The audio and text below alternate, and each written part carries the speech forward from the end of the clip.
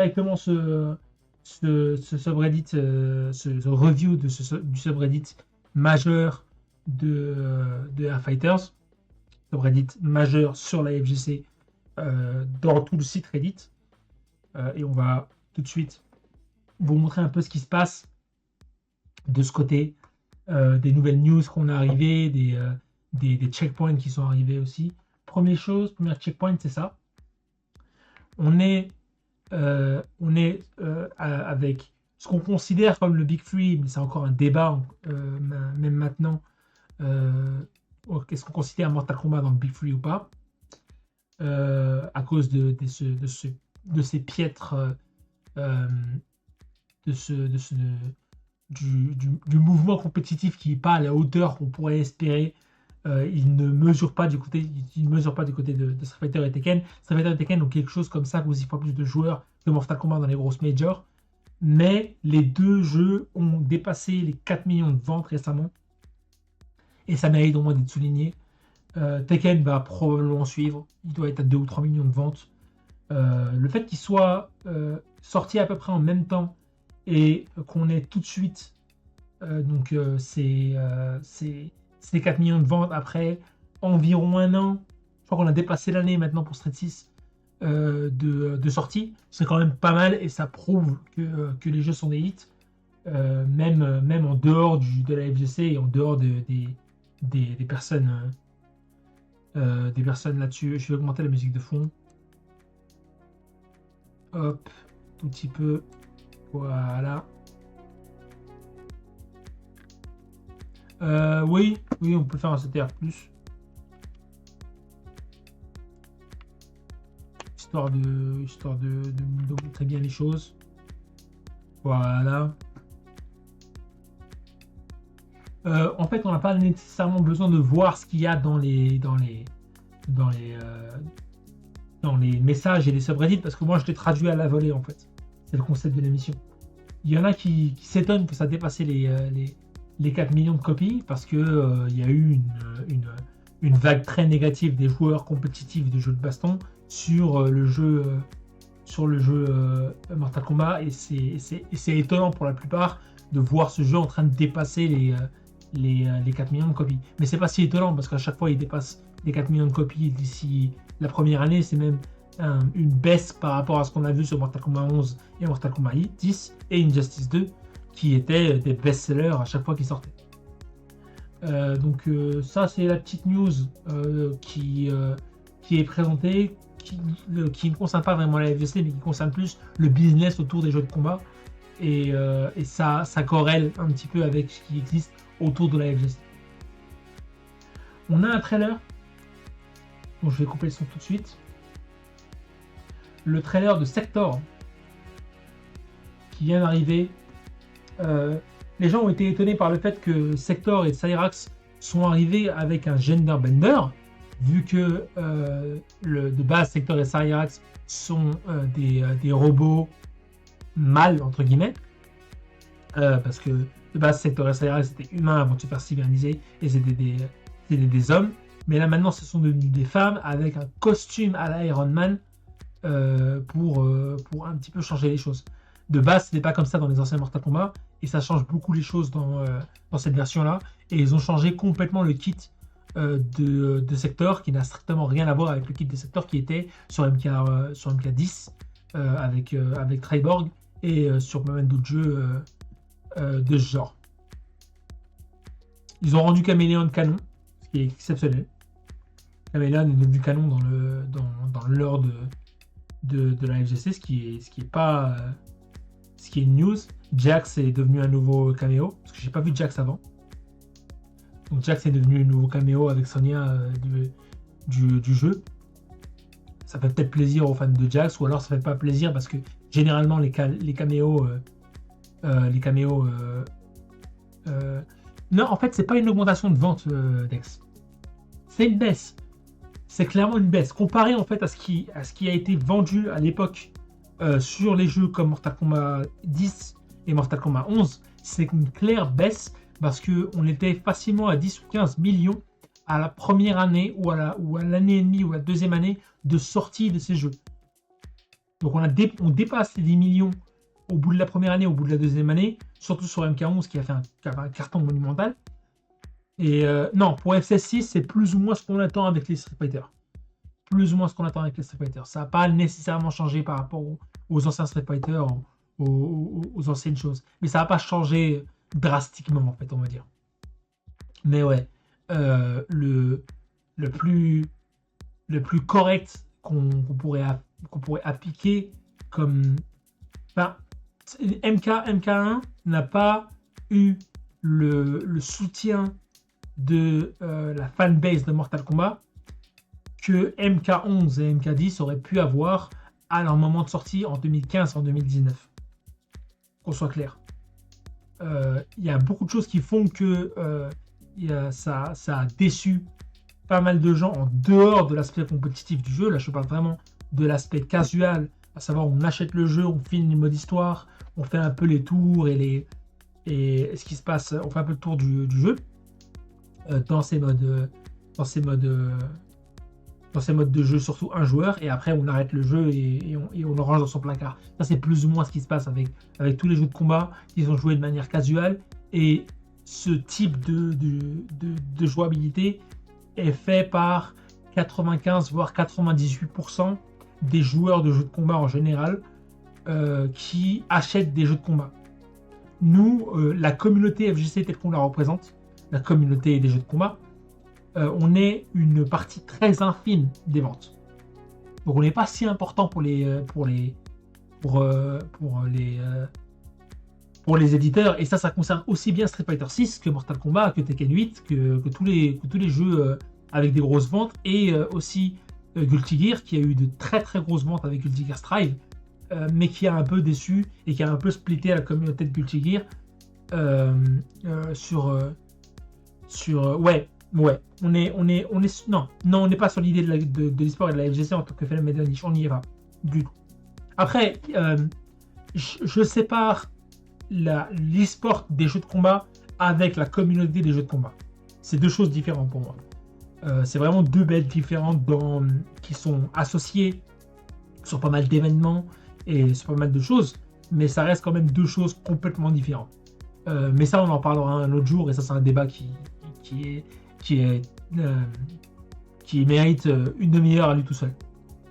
Mais ouais, juste pour continuer sur le trailer de Sector, voilà, c'est nouveau de leur part. Sector n'a jamais été un costume représenté par une femme. Il a toujours été de base un homme cybernétique.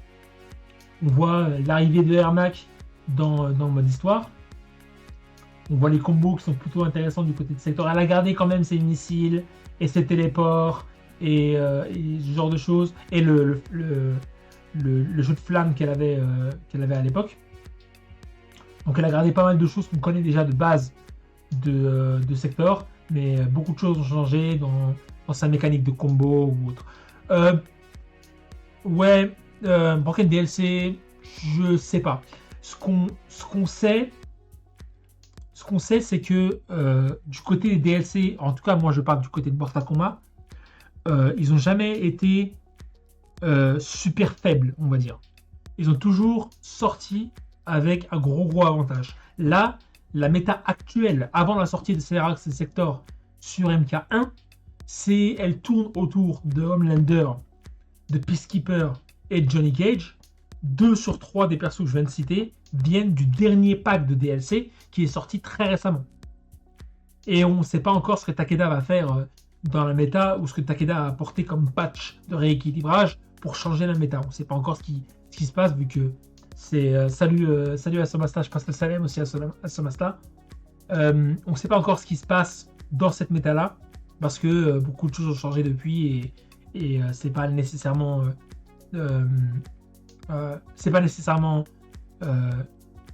on n'a pas encore d'optique compétitif sur ce qui s'est passé avec ces persos là. On n'a pas encore de discussion ou d'optique compétitive. On attend généralement les grosses majors pour vraiment voir l'état d'une méta qui s'est d'abord développée online. C'est comme ça que ça se passe au niveau de Mortal Kombat. Voilà, c'est là que j'arrête la vidéo, à ce moment-là, parce que sinon je me fais démonétiser sur YouTube, vu qu'il y a un peu trop de gore. Mais voilà, c'est juste pour montrer donc les nouveaux personnages Cyrus Sector qui vont arriver en DLC. Et après, on aura quand même T-1000 de Terminator, Conan le Barbare, j'en oublie. Je sais qu'ils ont fait l'annonce des DLC. De toute façon, ils vont le montrer à la fin. Ça, c'est le nouveau pack avec Chaos Reigns qui est gratuit là-dessus. Et on a des nouveaux. On a les Animality. On a Noob Saibot. Ouais, Ghostface. Voilà, j'avais oublié Ghostface. Ghostface de Scream. Qui va être dans le jeu. Et Conan le Barbare. Donc, le retour le retour de Schwarzenegger dans un jeu Mortal Kombat, parce qu'il était déjà présent dans Mortal Kombat 11 en tant que perso. Ouais, c'est un peu ça. Hein. C'est un peu ça. Mortal Kombat plus Power Rangers avec Cyrax et Sector. Et c'est le retour de Schwarzenegger, d'Albert Schwarzenegger en CMA. Il y avait déjà Terminator dans MK11, donc on retourne avec un personnage similaire avec Conan le Barbare dans Mortal Kombat 1. News suivante. Ça m'a fait plaisir parce que NBC Fighting Connection et Capcom Fighting Connection 2, là on va en parler plus tard parce que c'était une bonne annonce qui est sortie juste après. D'ailleurs, je ne sais pas ce que j'ai fait de cette annonce, mais j'étais censé en parler au départ. C'est pas grave, on va cumuler les deux annonces à la fois. Ils vont être enfin présents sur Xbox. Parce que j'avais expliqué au dernier Fighters, le dernier review Fighters, que la Xbox était boudée par Capcom et on ne savait pas pourquoi.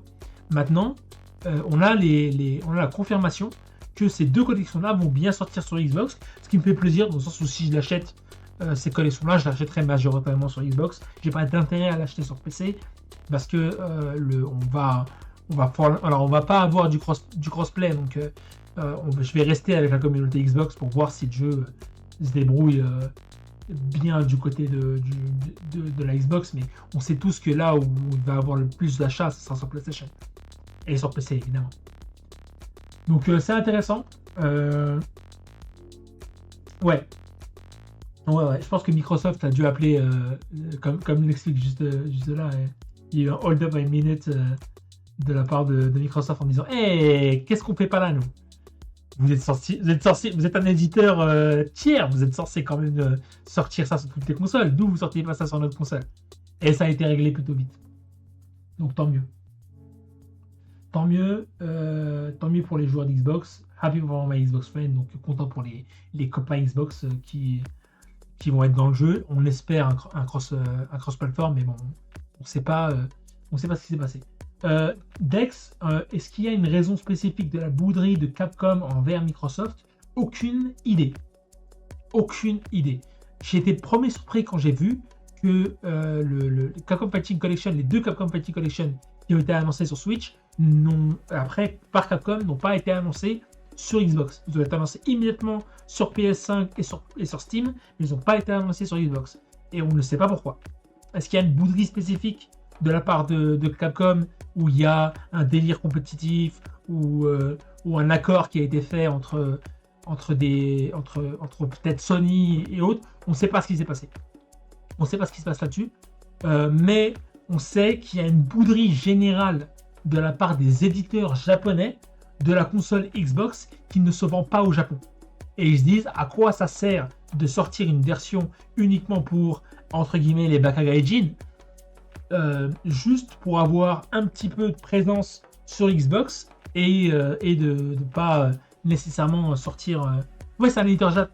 Oui, c'est un éditeur Jap. Donc ils l'ont retiré du Microsoft Store, mais ils l'ont aussi retiré de Steam pour Street Fighter Cross Tekken Somasta. Ils l'ont aussi retiré de Steam. Et ils l'ont retiré du Game for Windows Live parce que ce système-là était complètement obsolète. Et pour Street Fighter 4, ce qu'ils ont fait, c'est qu'ils ont retiré le jeu sur Steam et après ils l'ont remis très vite sans les problèmes du Game for Xbox Live. enfin, le game for Microsoft, the game for, ouais, the game from Microsoft, game for Microsoft Live. Ouais, voilà, c'est ça. C'est ça. Sur Steam, ils l'ont laissé en disant quand on pourra le remettre. Ouais. C'est ça. Mais pour Street Cross Tekken ou pour la collection en fait, ou pour Marvel Fighting Collection. C'est principalement pour la collection. Non, je crois que ça concerne Street Fighter Cross Tekken. Je crois que ça concerne Street Fighter Cross Tekken. Ouais, voilà, c'est ce que je me disais aussi. Ça concerne principalement Cross Tekken, qui est un jeu cool. On a attendu 2013 pour avoir un jeu type théoriquement en 2v2. Parce que le tournoi de l'Evo, le premier tournoi de l'Evo qui a eu sur Street Cross Tekken, c'était un 2v2. Donc le jeu devait se respecter en étant un jeu 2v2. Et ça s'est pas fait. Mais c'est pas grave, on a de XKO qui va arriver, donc le 2v2 n'est pas mort. Il y a eu un gros hiatus de 2v2 pendant plus de 10 ans, mais le 2v2 n'est pas mort. Voilà, donc les jeux vont sortir sur Xbox, aussi bien que Marvel vs Capcom Fighting Collection avec les jeux Marvel, que Capcom Fighting Collection 2 avec les jeux Capcom vs SNK, qui vont tous les deux sortir sur Xbox One et qui vont avoir des versions Xbox qui seront prévues en 2025. Donc un peu après les sorties Xbox, un peu après les sorties PlayStation et Steam, mais on va quand même les avoir sur Xbox, donc c'est une bonne nouvelle. On va quand même attendre 6 mois, bah hey, on va se gêner. Non, il y a peut-être une bouderie de la part des éditeurs Jap sur la console en général, mais je m'inquiéterai pas tant que ça de Xbox et de Microsoft, parce que si Xbox et Microsoft veulent un jeu sur leur console, ils l'ont. Même du point de vue des Japonais. Ils ont posé beaucoup de pognon pour avoir pas mal pas d'exclusivité, mais de sorties japonaises sur leur console. Donc moi, ça ne m'étonnerait pas que s'il y a une erreur qui est faite là-dessus, elle est très rapidement corrigée et réglée. Est-ce que l'arcade aurait été est-ce que l'arcade aurait été revive, est-ce qu'il y a une renaissance de l'arcade si Street Fighter 4 avait été sorti en arcade en 2008 à l'époque? C'est une excellente question, parce qu'on cite souvent Street Fighter 4 comme étant le redéclencheur de la FGC à un point où elle était un petit peu morte, ce qui pour moi est débattable, parce qu'on a eu plein de jeux comme Tekken, comme Soul Calibur, comme Virtua Fighter, comme Guilty Gear, comme BlazBlue, pendant les 11 ans où on n'a pas eu de Street Fighter, les 9 ans, pardon, les 9 ans où on n'a pas eu de Street Fighter entre 1999 et 2008, et on a eu toutes ces licences-là qui sont sorties et qui ont fait énormément de bruit, et qui ont un peu aidé la communauté à vivre, même en 2007, même en 2008. Donc c'est débattable, c'est toujours le sujet du est-ce qu'on considère la période de Street Fighter la période de Street Fighter où Street Fighter n'était pas là comme une période morte de la communauté, alors qu'il y avait Capcom vs SNK 2, alors que tous les anciens jeux étaient encore joués dans les grands jeux. C'est un débat bizarre. C'est un débat bizarre parce que tout le monde n'est pas d'accord sur ce débat. Et c'est un débat qui, derrière, est relevé par des faits, en fait. Que Tekken a eu une grosse montée, il y a eu la sortie de Tekken 5 quand même, qui est considéré comme le meilleur Tekken qui est jamais sorti. La grosse montée de ces jeux-là, dans la période de Street Fighter, était très discrète. Ou la montée de Guilty Gear, la montée de BlazBlue dans ces périodes-là également. Et ouais, on parle principalement d'une hypothèse sur une renaissance possible de l'arcade avec une sortie d'un nouveau jeu aux États-Unis. Parce que l'Europe a tendance à suivre ce que les États-Unis font. Et s'il y avait un matériel suffisant pour les arcades américaines qui existaient en 2008, qui étaient encore là, et qui pouvaient acheter Street Fighter 4 parce que c'était le nouveau Street Fighter. Et c'était surtout en 2008 un Street Fighter qui n'était pas sorti sur console. Donc il y a ça aussi. Donc il y aurait eu cette avancée-là sur console. Et ça aurait été intéressant de voir en fait si le jeu aurait eu un développement et une montée de l'arcade, qui aurait eu une émulsion de la montée de l'arcade en même temps que de la montée des joueurs de jeux de combat qui viennent dans les salles d'arcade pour non seulement jouer à Street Fighter 4, mais aussi jouer à autre chose, du genre DDR et les autres jeux qui se retrouvent dans la salle pour boomer la scène et pour la faire revivre en général. C'est ce qu'on cite à chaque fois que on dit que Street Fighter 4 a fait renaître la FGC et a fait renaître les jeux de combat, parce que on a eu plein de sorties comme Mortal Kombat, comme Street Fighter, comme Soul Calibur 5, comme Mortal Kombat 9 et les sorties de BlazBlue et autres sur console qui ont fait de bonnes ventes tout de suite après la sortie de Street Fighter 4. Donc il y a de ça aussi à parler. On parle de la scène d'arcade purement et simplement, oui. Est-ce que oui, c'est une inquiétude de niche dans la niche, mais cette niche-là sans cette niche-là, la FGC n'aurait pas existé. C'est devenu une niche maintenant, parce que l'industrie de l'arcade est morte. Maintenant, que ce soit aux US, en Amérique du Nord en général, ou en Europe, c'est vivant, mais c'est pas vivant à un point où on parle vraiment d'un arcade gaming qui rivalise avec le console gaming ou le PC gaming ou le mobile gaming. La plupart des nouveaux jeux d'arcade qui sortent maintenant, qui sont sortis par des compagnies comme Rothrill, Sega, Sammy et des compagnies dans le genre, la plupart d'entre eux, en fait, ce sont juste des jeux mobiles qui ont été créés, des jeux mobiles en fait qui ont été adaptés en arcade et mis avec un wall screen plus grand en fait. Genre Candy Crush existe en version arcade, Angry Bird existe en version arcade, vous voyez. Donc il y a eu ces jeux-là. Est-ce qu'il y a un réel intérêt d'aller à la tête d'un nuage pour jouer à Candy Crush? Je sais pas, mais en tout cas les jeux existent. On souffle parce que faut bien le comprendre. La FGC n'aurait juste simplement pas existé sans l'arcade. La FGC, c'est simplement le bateau de survie de la scène des jeux de combat dans l'arcade.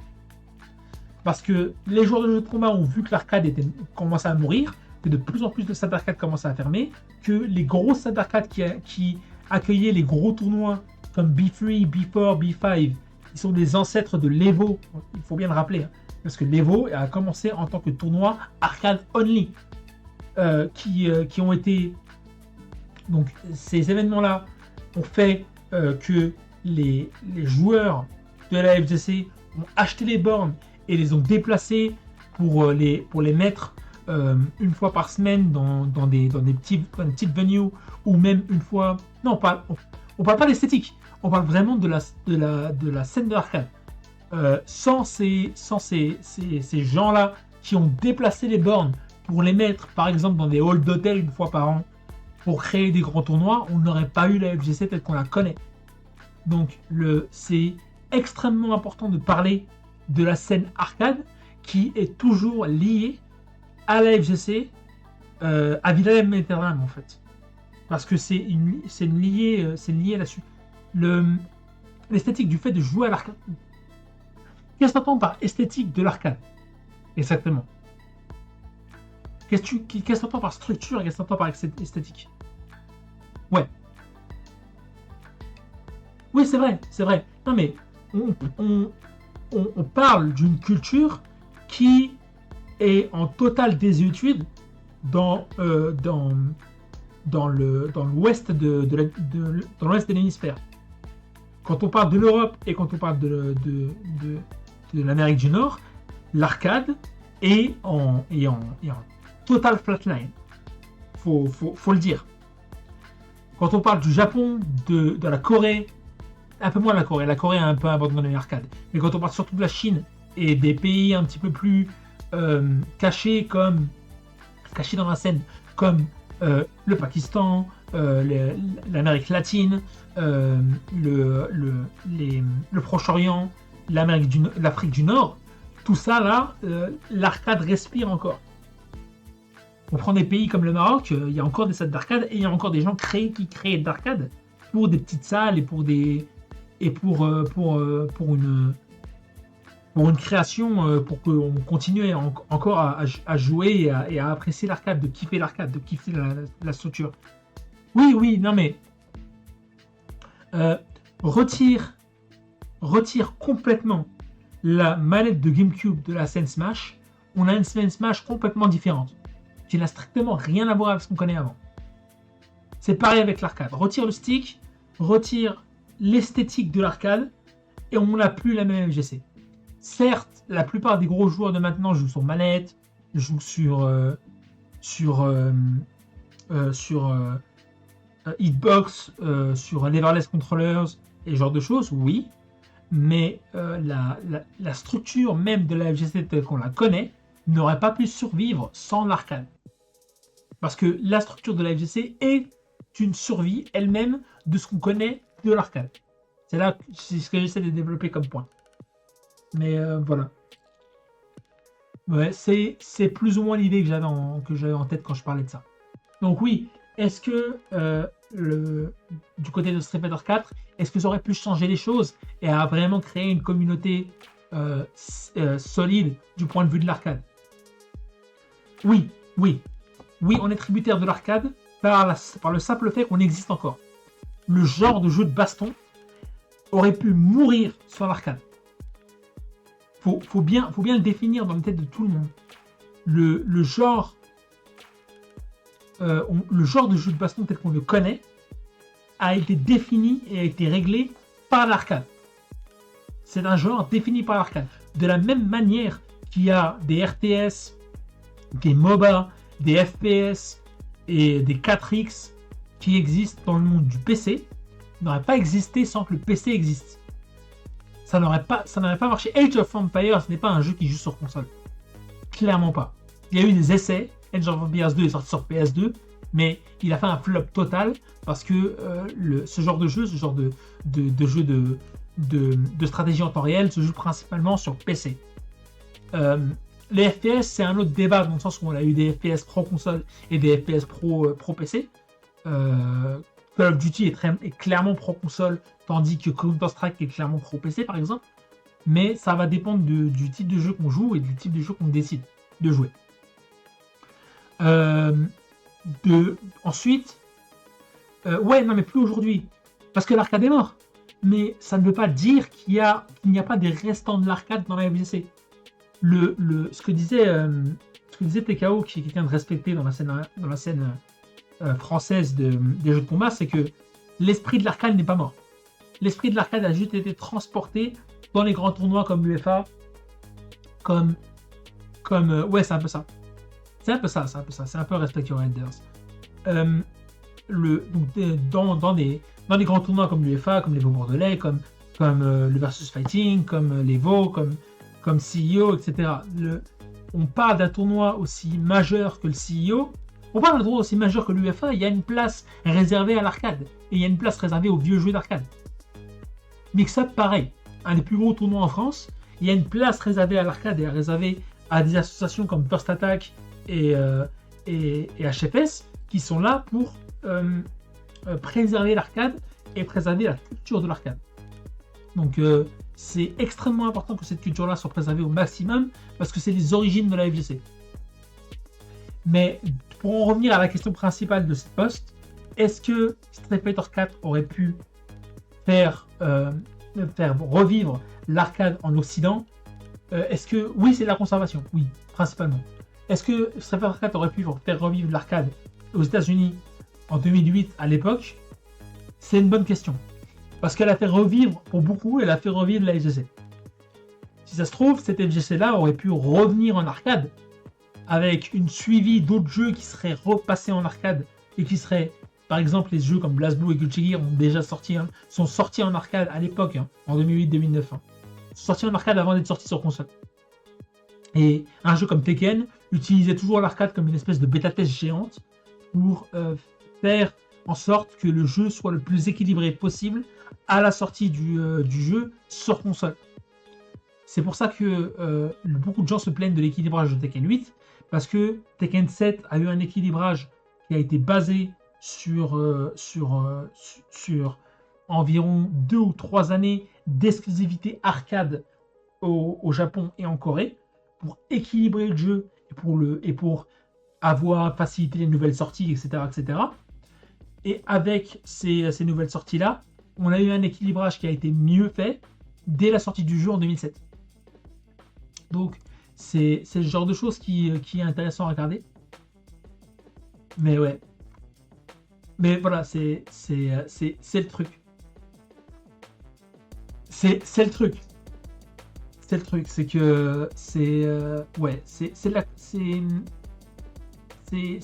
dire en fait l'importance de l'arcade, que ce soit en dehors même des scènes locales ou l'arcade. Enfin, je me rappellerai toujours des scènes locales d'arcade où on a des consoles et dans le coin 2 bornes de Street Fighter 2X où tout le monde jouait là-dessus et tout le monde tournait là-dessus parce que Street Fighter 2X c'est éternel et c'est un peu le mêlée de la FGC. On a beaucoup de mêlée-like dans la FGC. Hein. On en a beaucoup. Hein. Marvel vs Capcom 2, Capcom vs SNK 2, Street Fighter 3, Street Fighter 2. Il y a beaucoup de scènes conservées dans la FGC, même quand le jeu dépasse les 25-30 ans. Et c'est intéressant à voir. Donc ouais, là, ce débat-là, c'est difficile à dire, mais un seul jeu n'aurait pas nécessairement suffi à ce que l'arcade américain aurait pu avoir un regain un souffle de vie, surtout dans les scènes américaines, surtout dans la perspective américaine, où les salles d'arcade, pour avoir un brevet et pour avoir un permis de construction pour ouvrir une salle d'arcade aux États-Unis, c'est la croix et la bannière. Et c'est le problème principal de l'arcade aux États-Unis, c'est que il y avait toujours ce côté un petit peu malfamé, on attire les mauvaises personnes, on n'a pas envie que les gosses restent éveillés là-bas jusqu'à 23h minuit avant de rentrer chez eux, et ce genre de choses. Il y a toujours ce petit côté années 90 où il y avait la fameuse folie entre guillemets des jeux vidéo, et cette folie des jeux vidéo là s'appliquait en arcade et s'appliquait dans les jeux comme Mortal Kombat où du genre on montre à des enfants du gore et des cerveaux qui explosent et des têtes qui explosent et des corps qui explosent là-dessus ouais. Est-ce que je dis ça parce que je suis arabe? Oui, probablement, ouais. Probablement, ouais. Ouais, il y a de grandes chances, hein. Ça doit y jouer en tout cas.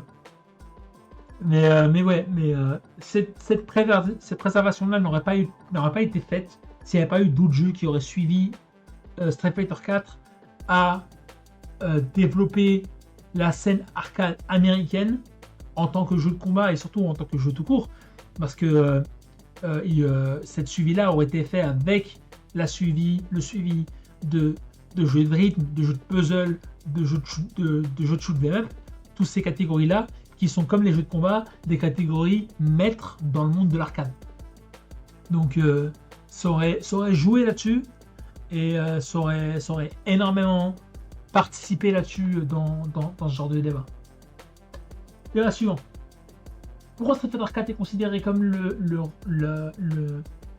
la renaissance du genre des jeux de combat? Là, c'est basiquement ce que j'ai dit juste avant. C'est basiquement ce que j'ai dit juste avant, c'est comment est-ce qu'on peut considérer Street Fighter 4 comme une renaissance alors que derrière Tekken, Soul Calibur, Mortal Kombat,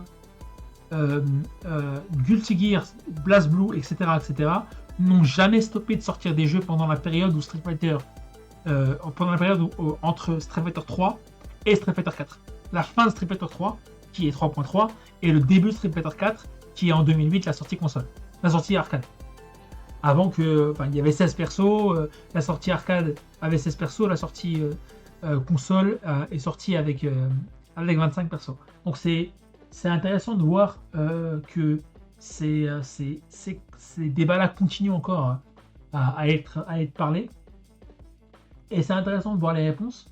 La première réponse qui a eu 40 votes, c'est la grosse chose qui a été faite avec Street Fighter 4, ça a été le fait que ça a été sorti dans les premières consoles avec de l'online propre.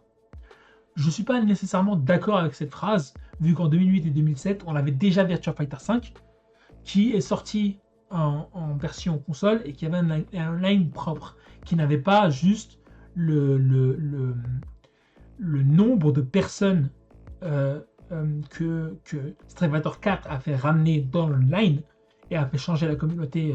Ça, c'est encore un autre débat parce que l'online a énormément changé la MGC entre temps. Et c'est pour ça qu'on a une communauté complètement différente pré 2008 et post 2009 concernant la jeu de combat. Non, c'est vrai. Non. Les joueurs de VF sont un peu des joueurs excentrés du reste de la communauté. Et les gens sur SF, plein de gens à l'époque de Street Fighter 4 ont pris Street Fighter 4 en se disant j'ai joué à Street Fighter 2 à l'époque sur Super Nintendo, et ben, je vais y rejouer et je vais retenter de faire des Hadoken, quoi. C'était basiquement le principe. VF n'avait pas du tout le même type de public, même s'il y avait quand même un gros public qui était haletant de voir ce qui était la grande nouveauté et les grandes news de VF, parce que systématiquement, quand on parle d'avancées technologiques, surtout dans l'arcade, VF est le premier à faire des avancées technologiques. VF est le premier à avoir mis de l'online sur les bornes d'arcade pour que les joueurs de salles différentes puissent jouer entre eux. VF est le premier à avoir mis un système de cartes avec la sauvegarde de tes données, de tes combats, de ton ratio de victoire et de défaite, et surtout de tes customisations de personnages. VF est le premier à avoir fait un espèce de mode de rogue un peu dans le mode arcade pour non seulement avoir un bon single player sur console et sur arcade également, mais surtout pour aider les joueurs à comprendre comment VF marche, parce que c'était un excellent tutoriel. Donc Virtua Fighter en lui-même a évolué énormément des choses dans la communauté qui après ont été réutilisées par Tekken, par Street Fighter, par Soul Calibur, etc. Donc c'est le truc, c'est que beaucoup de choses ont été, VF a marché pour permettre à Street Fighter de courir. Faut le dire, parce que sans ce VF, Street Fighter a quelque chose que Virtua Fighter n'a jamais eu, et c'est comment dire, l'aspect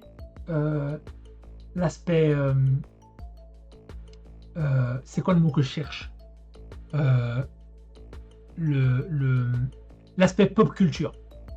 Tout le monde sait de quoi vous parlez quand vous dites Hadoken. Je ne parle pas tout le monde évidemment, mais énormément de gens vont reconnaître Ryu et vont dire Hadoken ou Ayoken ou ce que vous voulez, parce que c'est rentré dans la tête des gens. Street Fighter, c'est pas le cas de Virtua Fighter. Virtua Fighter, sans être niche, parce qu'il était pas du tout niche au Japon, il était peut-être niche dans les scènes comme l'Europe et les États-Unis, ça je te confirme.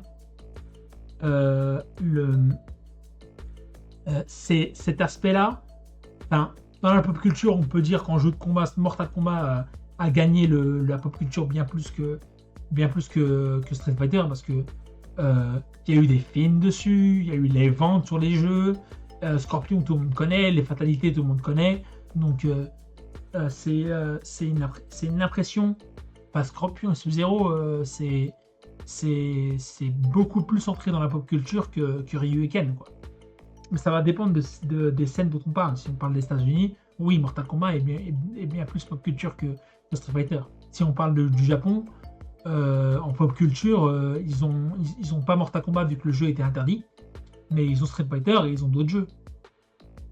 Donc c'est à comparer, vraiment. Mais c'est l'idée, c'est que il y a eu des gaps, il y a eu des sorties, il y a eu des choses, mais il n'y a pas eu le monde qui est arrivé en 2009, qui ont pris le jeu sur console et qui ont joué au jeu de manière compétitive pour la première fois sur online.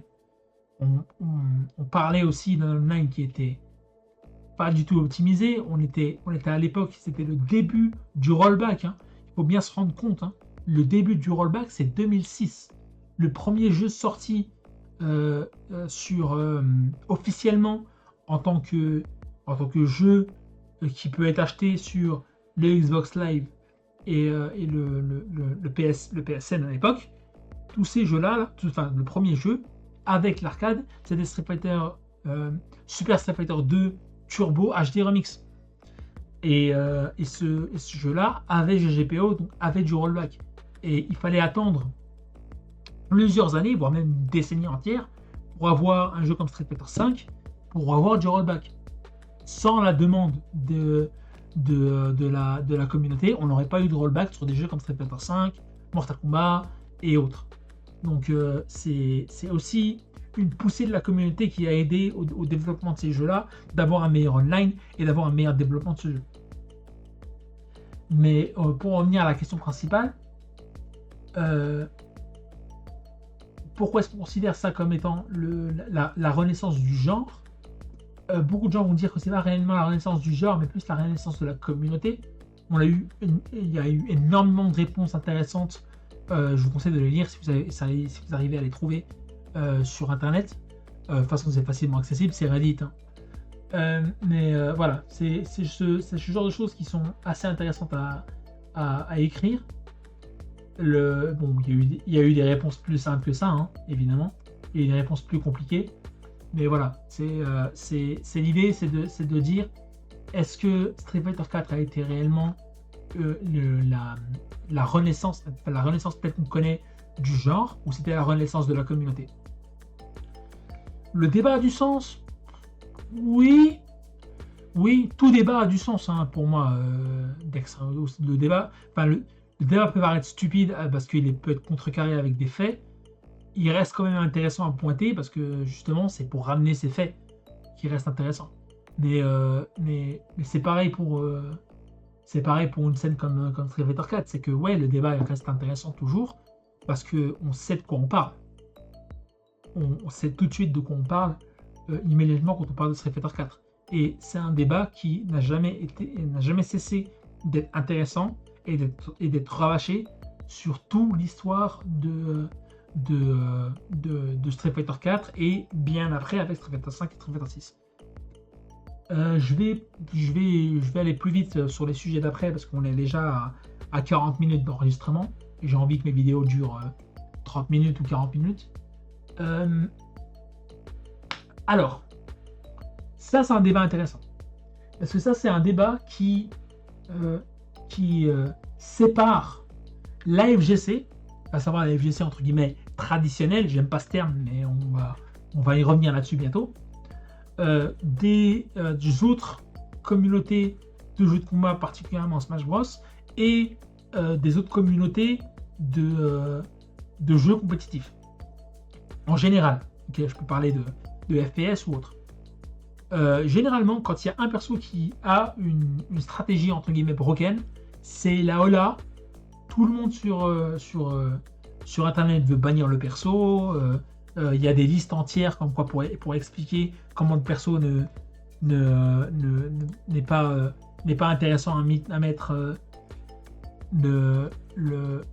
Ouais, non mais ça se terminera toujours en histoire. Ça se terminera toujours en comparaison de pénis, Dex. Ça se terminera toujours là-dessus. Parce que tu auras toujours des gens qui vont dire « Ah bah Street Fighter a bien plus de légitimité à faire renaître le genre que Tekken. Non mais Tekken a créé ça, non mais Virtua Fighter, nanana. » Donc il y aura toujours un concours de bits sur ce genre de questions parce qu'il y aura toujours des fans pour justement en parler en profondeur et vraiment en parler en détail. Mais juste pour y revenir sur la question des personnages pétés. La FGC, pendant très très longtemps, surtout à l'époque quand les jeux étaient encore sur arcade ou étaient uniquement disponibles sur console avec une version qui ne pouvait pas être updatée, on avait une stratégie pétée sur un perso, on devait se débrouiller avec. On devait comprendre le match-up, on devait comprendre comment le perso se joue, et là-dessus, on ne pouvait pas pleurer sur quelqu'un qui prenait ce perso-là pour gagner, parce que l'intérêt c'était de gagner. Donc oui, il y avait certaines scènes, typiquement des scènes de Mortal Kombat ou des scènes d'autres jeux. Il y a Street Fighter aussi qui a eu ça avec Capcom vs SNK et d'autres jeux dans le genre, où on se retrouve avec une rotation de 6 ou 7 persos, Marvel vs Capcom 2, hein. On se retrouve avec une rotation de 6 ou 7 persos qui sont toujours les mêmes, et voire même moins, c'est peut-être 4 persos ou 5 persos, hein. Et en haut niveau, on doit prendre ces personnages-là pour vraiment avoir un début de victoire. Mais derrière, il y a des passionnés qui vont se dire non, je vais apprendre le match-up. Je vais apprendre le match-up sur les persos qui m'intéressent le plus. Et je vais essayer de comprendre comment le jeu marche contre les top tiers, contre les god tiers qui eux donc, sont bien plus forts dans cette méta-là et continuent à créer dans la méta qu'on existe. C'est le truc, c'est que les personnages broken dans la FGC, ils restent broken, mais ils restent joués. Voilà, c'est le sujet du ban. C'est exactement ça. C'est le sujet du ban. C'est le sujet du ban et de quelle communauté banne quoi en fait. Genre, dans la scène de Brawl en 2009 en France, il y avait pas mal de scènes locales qui bannissaient Meta Knight. Et c'est une des pires erreurs qu'on peut faire. Parce que on bannit Meta Knight, les Français qui se débrouillent bien dans ces tournois-là, se déplacent à l'international, se mettent à jouer des persos comme Diddy Kong et Marth et Escalambers et compagnie, se retrouvent devant des Meta Knight, ne savent rien faire parce qu'ils n'ont pas appris le match-up et se font défoncer. C'est arrivé en France sur Soul Calibur 4, où Hilde était considéré comme beaucoup trop pété pour être joué à un tournoi. Pareil, élimination du perso, ban du perso. Donc qu'est-ce qui se passe? Les Français se débrouillent bien, ils vont à l'international, ils se retrouvent devant Hilde, ils savent rien faire parce qu'ils n'ont jamais appris le match-up et ils se font défoncer. La chose, au moins avec Ultimate, c'est qu'ils ont appris de leurs erreurs. Moi, je parle principalement de la scène française, parce que la scène française, en Europe comme un peu dans le monde, c'est la scène qui est plus habituée à ban à la volée. Qu'on soit clair. Et c'est pas qu'une question de Smash ou qu'une question de FGC. C'est vraiment global à quasiment tout ce qui existe en gaming et en évolution du gaming dans le jeu. Oui, même maintenant, ça part toujours de ban style, mais du genre, quand Android 21, la cote était sortie sur Fighters, beaucoup de gens voulaient la ban. Parce qu'elle était considérée comme beaucoup trop forte et elle était dans toutes les teams. Après, il y a eu un rééquilibrage du perso qui l'a rendu moins forte et elle est devenue ok. Mais genre, juste avant, il y avait Ultra Instinct Goku. Pareil, même problème, il était considéré comme trop fort et les gens voulaient le ban. Donc c'est le problème du ban en général, plus que le problème des personnages broken dans les jeux de combat. Et on va voir un petit peu les réponses qui ont été lancées. On a eu... La FGC, peut-être qu'on la connaît, elle a 35 ans. On a eu une période extrêmement longue de jeu, non, 33 ans environ. Une période extrêmement longue de jeu. Pourquoi les gens jouent pas tous les persos OP du coup s'il fallait être petit? Parce que les gens ont envie de jouer les personnages qu'ils index. Les gens ont envie de jouer au jeu de la manière dont ils ont envie et derrière prouver que le match-up contre, par exemple, le match-up contre la côte à la sortie de la côte était possible à battre. C'est pas la loterie. C'est pas la loterie. C'est prouver que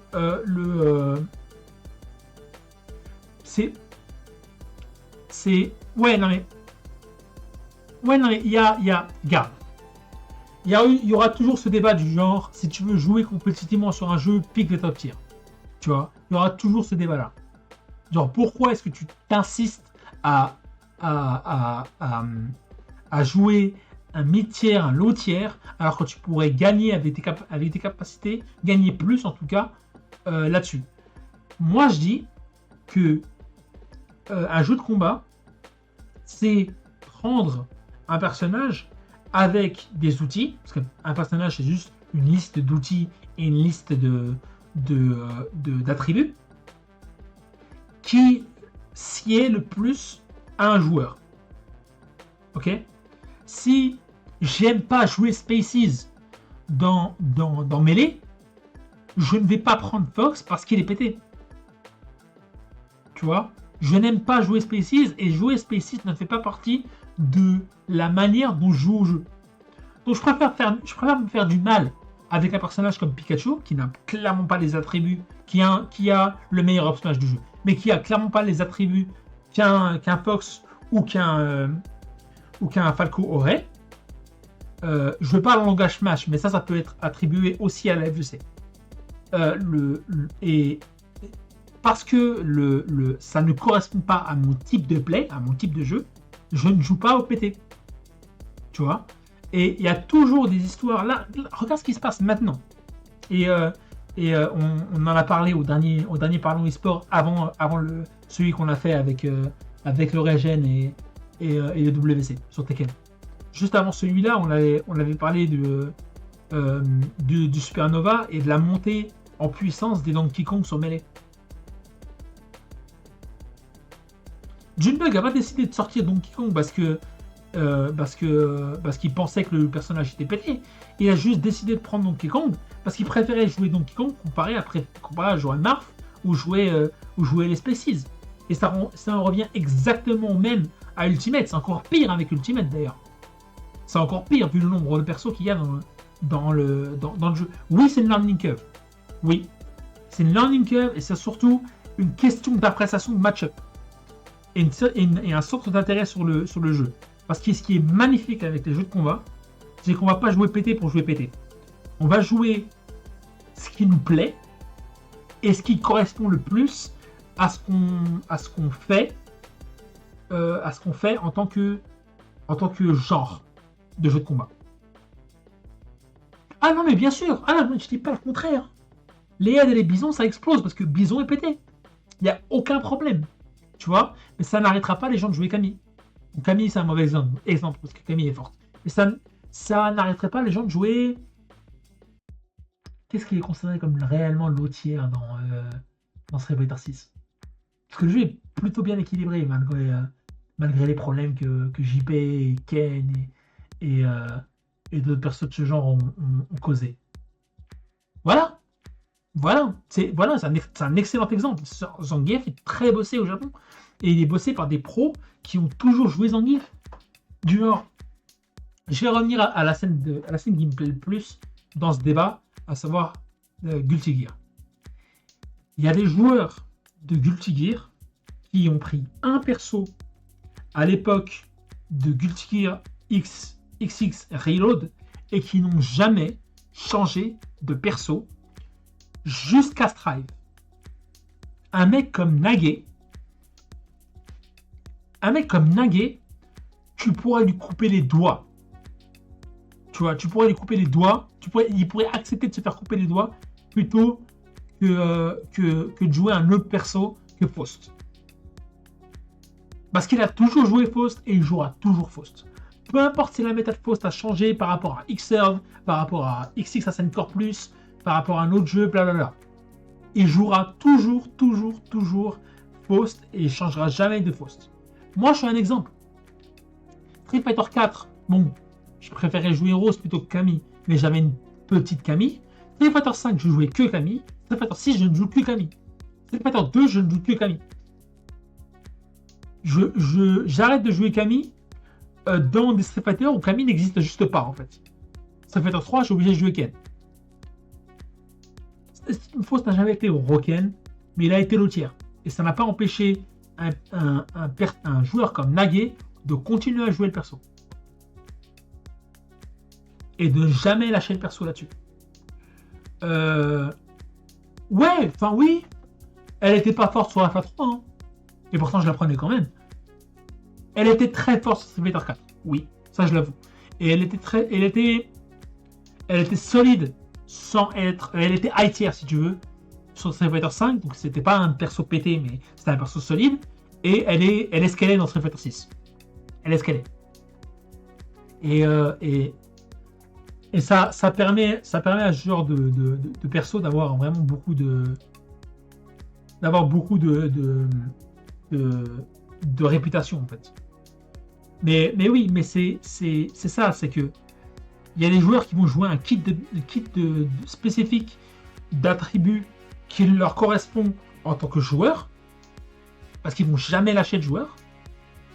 Et il y a d'autres gens qui vont dire bon ben j'arrive à voir quel est le top tier dans ce jeu, donc je vais prendre le top tier. Tu vois, c'est pas nécessairement il n'y a pas 100% des gens dans la communauté des jeux de combat qui se déplacent en local et qui se déplacent en tournoi pour gagner en fait. Ah, Arsnif est un excellent exemple parce que lui, il va étudier les jeux pour prendre les top tiers. Qu'est-ce qu'il a fait sur Street Fighter 6 alors que c'était son premier Street Fighter? Il a pris Ken, il a pris JP. Excellent exemple. Parce que le gars, il est là pour gagner. Et il a bien raison.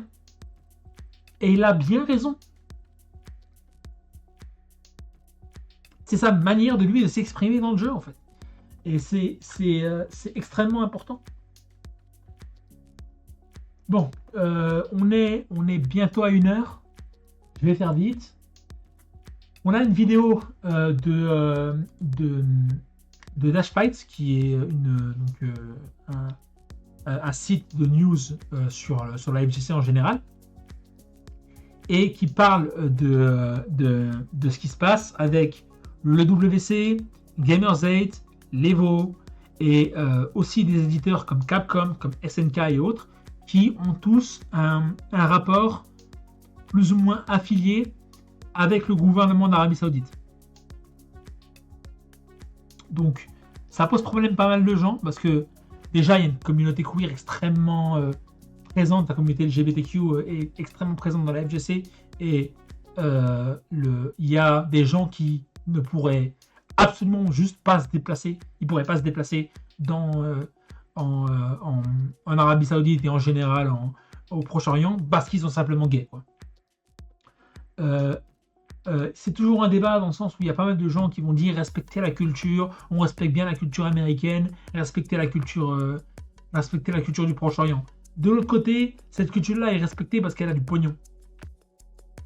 En fait, et c'est le pognon venant du pétrole. Donc, qu'est-ce qu'il y a réellement à respecter là-dessus?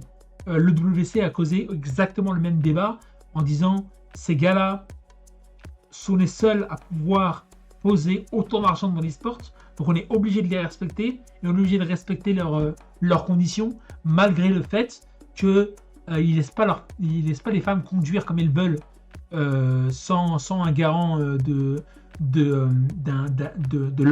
leur homme dans la maison, que ce soit leur père ou leur mari, il y a toujours des prisonniers politiques et toujours des assassinés politiques et encore et c'est devenu, c'en est déjà un de soft power. Et ça concerne l'e-sport entier, mais est-ce que ça concerne la communauté en tant que telle? Parce que il y a la communauté du Proche-Orient qui elle fait qui a des scènes assez discrètes et qui fait des tournois sans avoir l'argent du pétrole, juste avec leur propre argent à eux, et qui reviennent au même que les gros tournois du Mexique ou les gros tournois de l'Amérique du Sud, qui mettent en avant la communauté plutôt que mettre en avant le soft power de leur pays. Et force à eux, parce que ces gars-là, tout ce qu'ils veulent en fait, c'est mettre en avant leur scène et leur type de jeu en fait. Genre, c'est pas pour rien que dans les joueurs les plus forts de Street Fighter 6, on considère maintenant, il y a Big Bird et Angry Bird. Ok, Big Bird, nationalité algérienne, qui s'est déplacé au Koweït, et Angry Bird, si je ne me trompe pas, il vient du Koweït aussi, ou des Émirats Arabes Unis, l'un des deux, mais mais ça reste quand même des joueurs extrêmement forts dans leur jeu, en fait. Et genre, ils n'ont pas été forts parce que l'argent du pétrole, ils ont été forts parce qu'ils se sont entraînés et ils se sont débrouillés à l'époque de Street Fighter 5 et à l'époque de Street Fighter 6 pour montrer leur capacité à être extrêmement bons dans ces jeux-là. Ouais, est-ce que c'est le cas partout dans le monde? Non, pas nécessairement, ouais. Là, on parle des joueurs. Là, on parle pas des joueurs. Ouais, c'est vrai. Moi, je parlais des joueurs. Là, quand on parle de sports washing, on ne parle pas de joueurs. On parle de MBS. Non, mais systématiquement, quand on ramènera MBS, on ramènera toujours le journaliste de Wall Street assassiné avec extrême. Enfin, c'est du Mortal Kombat de gore dans une ambassade d'Arabie Saoudite en Turquie. C'est horrible. Et on le ramènera toujours. Tu vois? Donc, voilà, c'est pareil. C'est le truc, c'est que évidemment qu'on va toujours ramener les mêmes débats. Parce que là, ça concerne des gens qui ont dépensé énormément d'argent pour ça, en fait. Et du genre, est-ce que l'argent est le maître mot de tout ce qui se décide dans la communauté, ou la communauté a le droit quand même de mettre son haut là et de dire oula, on a le droit quand même d'avoir une opinion et cette opinion-là, elle est assez négative concernant ces pays-là, parce que ces pays-là n'accepteraient pas une grosse partie de la communauté telle qu'on la connaît, ou pas mal de gens vont dire que cette partie-là qu'on essaie de défendre au maximum est une minorité dans la communauté des jeux de combat. Donc là, je parle des gens dans la communauté LGBTQ bon voilà, non mais ouais, c'est toujours une question d'argent. Mais est-ce qu'on est prêt à prendre la thune, quitte à sacrifier une partie de ce que a fait la communauté en général? Parce que la communauté en général, c'est peu importe qui t'es, peu importe d'où tu viens, prends ton stick, prends ta manette, prends ton hitbox, joue et montre-nous ce que tu sais faire, quoi. Et ça n'a strictement rien à voir avec, ok, je vais dépenser plus d'argent, donc je vais être le meilleur. Ou je vais dépenser plus d'argent, donc je vais être le tournoi le plus gros qui va distribuer le plus de pognon. Que Xiaoai ait réussi à gagner 300 000 $ sur un tournoi américain, c'est génial. C'est génial pour la gestion en général. Tu vois? Mais est-ce que c'est une question d'e-sport ou est-ce que c'est une question communautaire? Tu vois? Là, c'est les orgas. Là, on parle vraiment typiquement des orgas. Je suis d'accord. On parle typiquement des joueurs. Les orgas, excuse-moi. Ouais, c'est ça. C'est ça. Mais est-ce que les sous et le prestige sont dans les mêmes catégories? Est-ce qu'on va considérer les sous et le prestige comme étant exactement la même chose? Bah, pas vraiment. Pas vraiment, mais bon. Ouais, bien sûr, une morale, ça s'achète. Évidemment. Mais ça n'empêchera pas une communauté, une certaine partie de la communauté qui vont dire non, moi j'accepte pas cette avancée-là et je préfère passer à autre chose. C'est ce qui s'est passé avec des commentaires comme Sejam. Sejam a été appelé plusieurs fois pour pouvoir commenter du street là-bas et elle a dit non. Et derrière, il a dit j'ai été appelé aussi par l'État, par l'armée américaine, parce que l'armée américaine a mis énormément d'argent dans l'e-sport aussi, et il a dit non aussi. Donc c'est quoi? C'est une question de valeur, c'est une question de morale, c'est une question d'approche de la communauté, c'est quoi? C'est plein de choses. Et dernier sujet, on peut pas clore un sujet comme ça, donc je préfère passer à autre chose. Et dernier sujet, est-ce que le jouer rank est intéressant pour les persos, les joueurs qui jouent pas énormément au jeu de combat? Il y a eu pas mal de débats du genre il a perdu la mentalité, enfin ce joueur-là décrit qu'il a perdu la mentalité du rank avant tout pour juste jouer sur un online, sur un tournoi online. et juste se contenter de ça. Parce que ça lui fait rien, typiquement d'être master ou d'être platinum. Tout ce qu'il veut, c'est s'améliorer sur le jeu. Voilà. Voilà. Il y a pas mal de joueurs qui disent non, j'ai jamais vraiment accepté. Enfin, j'en ai toujours eu à peu près rien à foutre, mais ça reste quand même important que ces jeux-là possèdent un mode online. Je suis le premier à dire, alors je parle pas du mode online, je parle du mode online ranked. Je suis toujours le premier à dire que si vous voulez vous améliorer à un jeu de combat, si vous faites que du rank, vous n'allez pas vous améliorer. Si vous faites que du rank et si vous vous contentez uniquement de grossir et de grossir ce rank et d'avoir la fameuse plaque métal, la fameuse plaque de métal en dessous de votre barre de vie, si votre mentalité c'est juste ça, vous allez perdre beaucoup de fondamentales dans les jeux de combat que vous n'allez jamais récupérer après.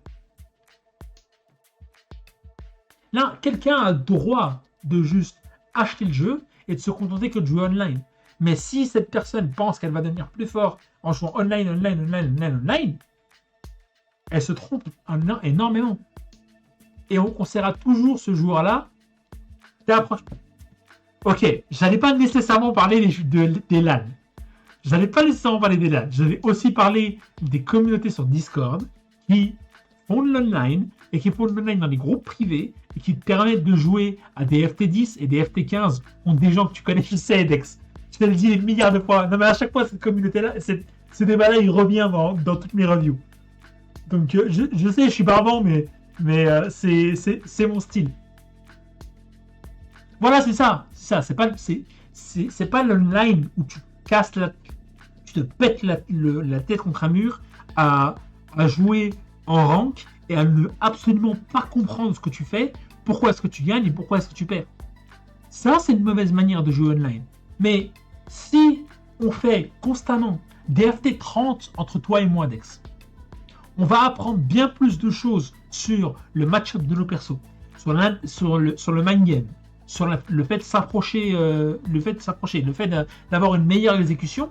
On aura une meilleure attente sur un meilleur apprentissage sur les valeurs qui font sur les valeurs principales qu'il faut être bon dessus pour être un bon joueur de jeu de combat, que juste faire de l'online en boucle. Ça, je le dirais constamment. Et la plupart des gens qui sont sur le Reddit le dit en boucle. Ah, pour la paix,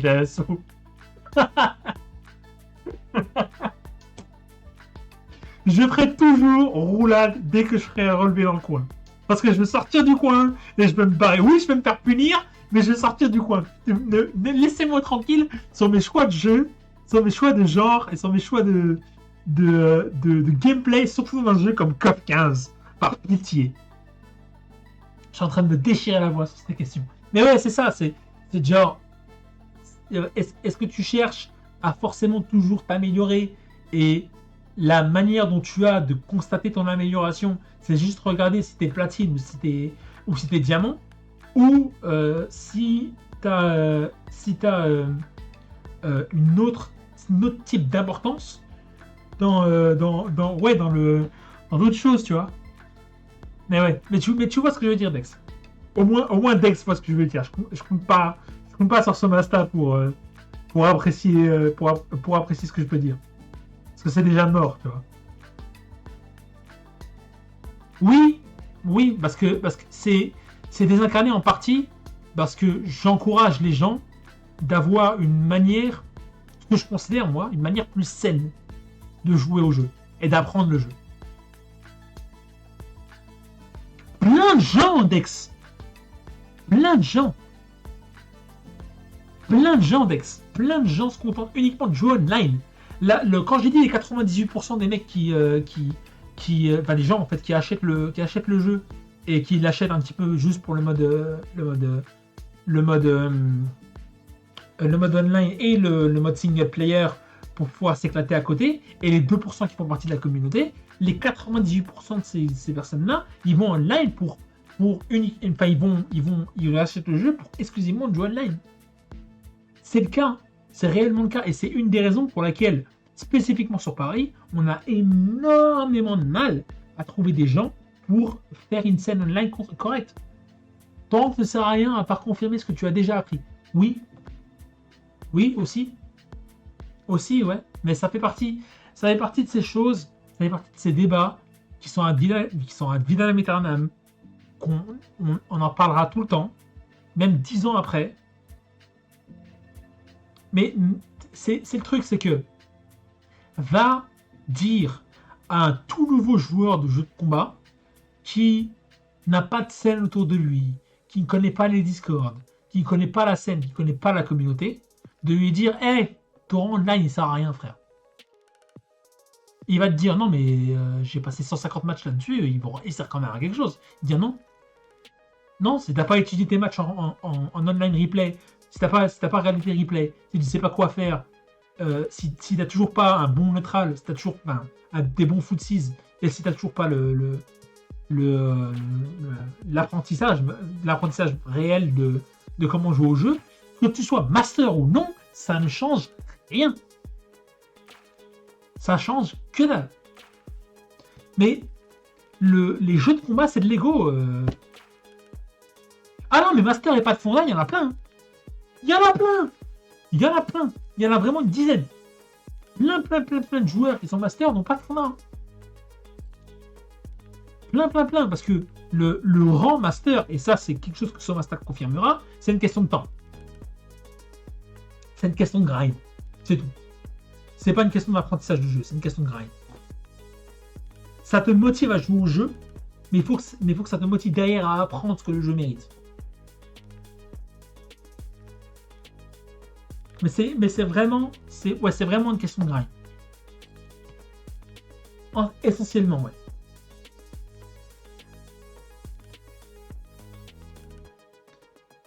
J'attends la réponse de Dex et puis on va conclure ce Air Fighters Review parce que ça fait quand même 1 heure maintenant. Et après, on va passer à autre chose. Je sais pas si je restreamerai après, mais je verrai.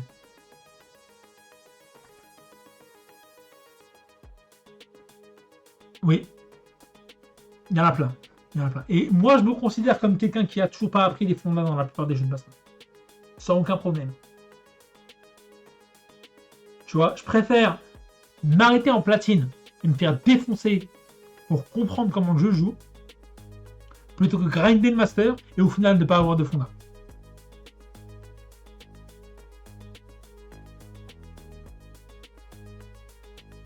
Est-ce que c'est une question de ratio victoire-défaite? Les matchmaking des modes online qui sont basés sur les Hello et sur plein de choses dans le jeu et surtout qui sont basés sur les ranks vont toujours essayer de te forcer à avoir un ratio de victoire de 50-50. Toujours. Et vont faire en sorte de te faire rencontrer, si tu es en dessous de 50, ils vont faire en sorte de rencontrer des joueurs qui vont être moins forts que toi. Et si tu es au-dessus de 50, ils vont systématiquement te faire rencontrer des personnages qui sont au-dessus de toi, des joueurs qui sont au-dessus de toi. La plupart des rankings marchent comme ça. Même les rankings sur la RTS, hein, c'est pareil. Et j'utilise Hello. Des rankings sur les jeux Tetris aussi, hein, pareil. Et j'utilise le Glyco 2 ou d'autres mécaniques du genre. Le Glyco 2 qui est une forme de matchmaking meilleure que le Hello. Qui a été étudié pour être meilleur que le Hello. Pardon, je lance ma chaise. Mais ça, c'est encore plein de débats. Et si on se contente uniquement sur la source de la question, genre est-ce qu'on a quelque chose à foutre de son rank? La plupart des gens dans Air Fighters disent non. Il y en a qui vont dire oui, j'imagine. Alors lui c'est non. Fun to rank up. I like going up to leaderboard and such, but I'm obsessed with it. C'est basiquement un non. Ouais, 4000 heures. 4000 heures et 85% de son temps, il va en training mode. Ouais. Ce qui compte, c'est le feeling d'accomplissement. Bah, c'est l'une des raisons pourquoi les gens reviennent sur le mode ranked, hein. Tu vois, c'est comme les gachas, ça active enfin, ils savent quel bouton appuyer pour activer de l'endorphine dans ton cerveau et pour te faire recommencer à jouer ces genres.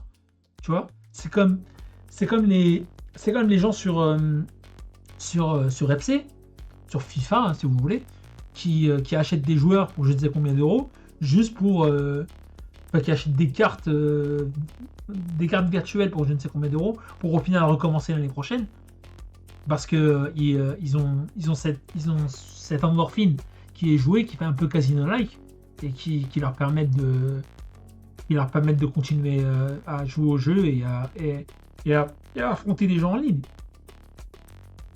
Tu vois, c'est cette endorphine-là, elle n'existe pas seulement, elle n'existe pas juste dans les jeux de combat.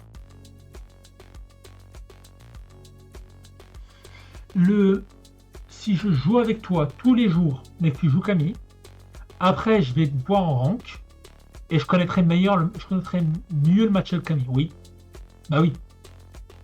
Non, ça a du sens. Forcément, oui. Mais si tu joues principalement avec un joueur qui va jouer Camille, tu vas t'améliorer contre le match-up Camille en online. Mais pour moi, le meilleur, pas le meilleur, mais la manière la plus saine de considérer l'online rank, c'est comme un examen. Tu étudies dans ton coin avec le training mode, tu étudies dans ton coin avec des joueurs du même niveau que toi qui vont t'aider à faire des FT15, des FT20, des FT30.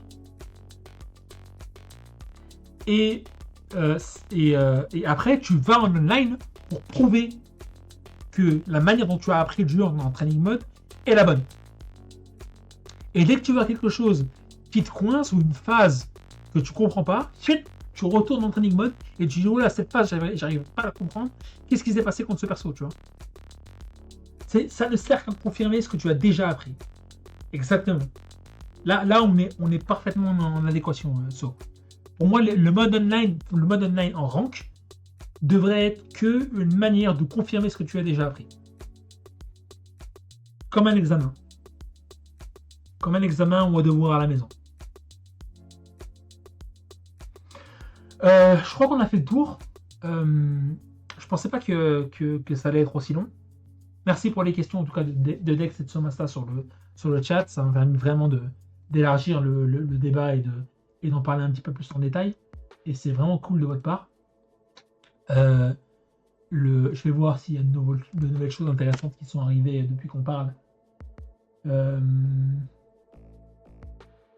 Bon, ça, voilà, c'est que du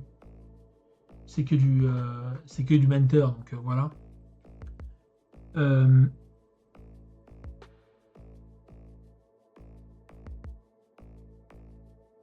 Mais ouais, et c'est le truc, c'est le truc avec l'online rank, et c'est la manière dont personnellement je veux faire de l'online rank si je décide de streamer de l'online rank sur Tekken et sur Street Fighter. C'est la manière principale dont je veux bosser ces deux jeux. C'est vraiment étudier dans mon coin dans le training mode, puis me faire massacrer par saut dans des FT20 et des FT30 histoire que je comprenne un match-up ou de voir ce qui passe pas, ou d'essayer d'améliorer mon exécution, et derrière aller en online pour voir ce que j'ai déjà appris. Sans abuser de l'online non plus, hein. Je ne peux pas passer 1 heure par jour.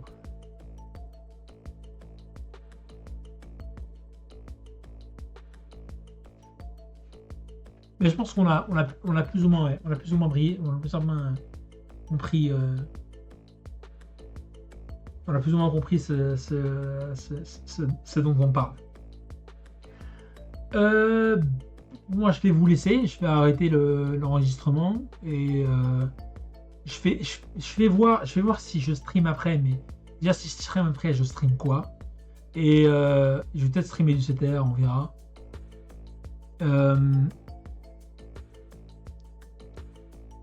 Mais ouais, on en parlera un petit peu plus en détail. Et après, je vais clore ce débat, et je vais clore cette revue Airfighter, cette septième revue Airfighter. On approche des 10, c'est déjà très bien. Je vais essayer de les faire un petit peu plus souvent, même si j'ai pas forcément les sujets qui m'arrivent qui sont réellement intéressants, parce que j'accumule les sujets en regardant le subreddit. Et je me dis que dès que j'ai un bon groupe de sujets, c'est là que je peux ramener un petit peu le subreddit, mais enfin, je peux ramener un petit peu le débat et en parler un petit peu plus avec vous. Mais voilà. Ouais, une par semaine, mini. Ouais. Attendre 2 semaines ou 3, ça sert à rien. Faut que j'en fasse une par semaine, mini. Quitte à ce que quand il y a de la grosse actu, j'en fais 2 par semaine. Ouais, je suis d'accord. Je vais vous laisser. Si vous voulez en parler un petit peu plus en détail, ou si je suis un petit peu plus en forme, sauf si je suis un petit peu plus en forme après ce stream, je vais probablement jouer avec toi sur KOF 15 et je vais voir en fait parce que j'ai pas encore mangé, donc je vais voir. Mais ouais, je vais probablement jouer avec toi si je suis en forme, et après on verra. Merci Dex, merci à tous ceux qui regardent les revues sur YouTube, c'est aussi super important pour moi. Merci pour ces gens qui regardent sur YouTube, qui mettent des plus, qui mettent des likes, qui s'abonnent à ma chaîne. Merci les mecs, merci les gens en général. C'est comme ça que la chaîne évolue et que ça me permettra de faire un petit peu plus de contenu. À la prochaine, et on se verra sur une prochaine revue ou une prochaine émission. Ciao!